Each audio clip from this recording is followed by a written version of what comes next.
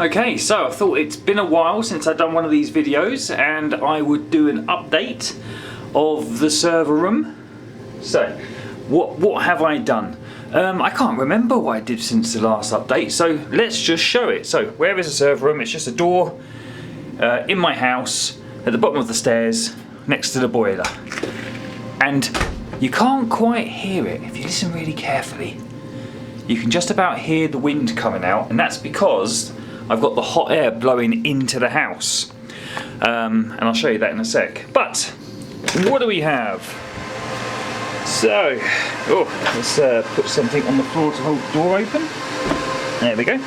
Okay, so, what I have is lots of stuff going up and down. I've got two 1U servers at the back there. And what they're doing is they're a cluster of Docker. It's a Docker swarm, and that's now can host whatever I want. Doesn't matter what it is, I can chuck it on the Docker swarm, which is great because they're massive servers. They're 64 CPUs each and 128 gig of RAM each, so more than enough to host anything I want.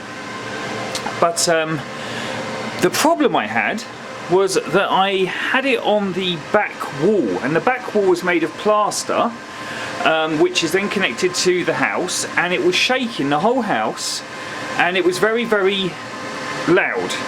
So you could hear it 2 floors up in the bedroom. So what I did was I built this wooden frame. So you can see here, it's just 4 long pieces of wood held together with just some battens there, didn't just screw together, and then these servers, instead of connecting to the back wall, they now hang on this frame, which is vibrating away, but you can't hear anything because it's on a concrete floor. So by being on a concrete floor, the sound is not vibrating through the house anymore, whereas before it was on the plaster wall. Now, let's see, what next? So we can go through it all, start from the beginning. So at the bottom, we've got 2 UPSs there. So they're connected to the power that comes in up here. So there you go, the power goes all the way down, goes into the UPSs, and then the output from the UPSs go into this thing here. And what this thing is, this big white box, is it's similar to a UPS, but it's got virtually no length of life if you pull the power out. But what it does is it automatically switches the power. So because a lot of the devices in here, like the hard drives and the switches, they only have a single power supply, which means that if you connect it to one UPS and one of those UPSs fell, then that device then turns off. Well, that's no good. So what I've got instead is I've got the 2 UPS powers coming in here and here, and then it comes out of the UPS and then into these distribution socket boxes, whatever you call them, the power strips, I think. And then from those power strips, it then powers everything else.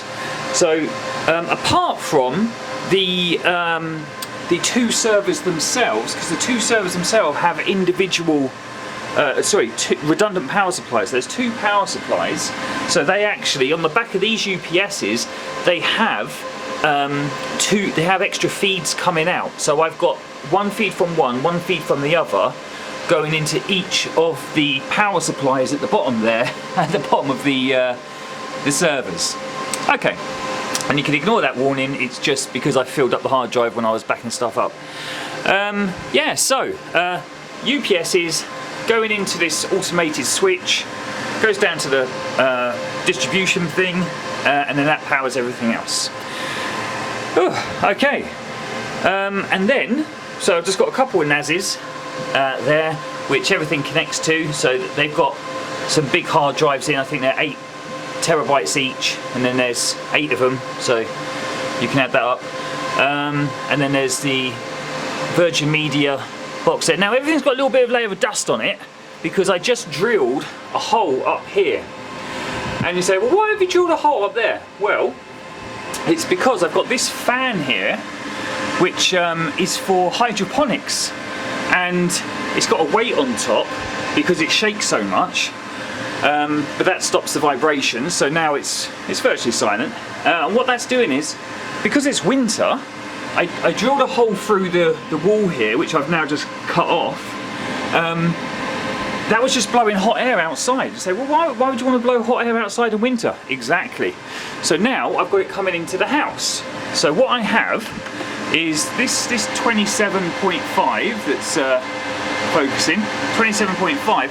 That hot air that's there is now blowing straight up into the house and adding to the warmth of the house. And then the final thing I've done to the server room is I've added these soundproofing foam pads. So along all the walls, along all the back wall, behind the server, along all up the side wall, and then all over the door. They're fire retardant, soundproofing. So when you have the combination of putting the servers on the wooden frame, away from the wall, with the soundproofing, and then you close the door like that, it goes virtually silent, and all you've got is the faint hum of the hot air blowing out of the hot air there. So that's it for the build. That's the build done. So it's just a case of playing with the Docker Swarm configuration and all of the things that I want to put on there. So yeah, that's it. Thanks.